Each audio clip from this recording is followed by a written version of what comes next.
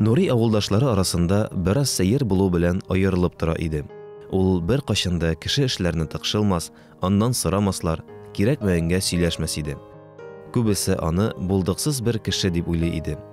Көннәрдән бер көнне бер кеше Нуриның ишәген урлап кача. Нури озак кайгырып утырмый, яңа ишәк сатып алырга дип базарга бара. Базарда йөргән вакытта ул көтмәгәндә үзенең ишәгенә тап була. «Бу бит минем ишәк!» дип кычкырып җибәрә Нури. Аны узган атнада урлаганнар иде. Карак аңа каршы төшеп, «Нәрсә сөйлисең син? Мин аны туганнан алып үстердем», дип әйтә. Шул вакыт Нуриның башына якты бер уй килә. Ул куллары белән ишәкнең күзләрен каплый да, «Ярый алайса, әгәр ишәк чыннан да синеке икән, әйтеп бир, кайсы күзе сукыр» ди. Карак бераз югалып кала һәм «Уң күзе» дип җавап бирә. Нури ишәкнең уң күзен ачып, «Менә, күрдеңме? Уң күзе сау-сәламәт» дип елмая. Шунда карак «Юк, ялгыш әйттем, сул күзе» дип әйтеп куя.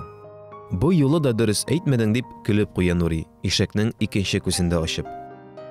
Ул арада булар янына шактый кеше җыелып өлгерә. Ишәкнең ике күзе дә сау-сәламәт булуын күреп, алар каракны тотып алалар һәм полициягә илтеп тапшыралар. Нури исә үз ишәгенә атланып авылына кайтып китә. Шул көннән башлап авылдашлары Нуриның никадәр хикмәтле кеше булуын белеп алалар. Пәйгамбәребез каракларны һәр вакыт ләгънәт кыла торган булган. Аның бер хәдисендә Аллаһы Тәгалә каракка мәрхәмәт күрсәтмәсен дип әйтелгән.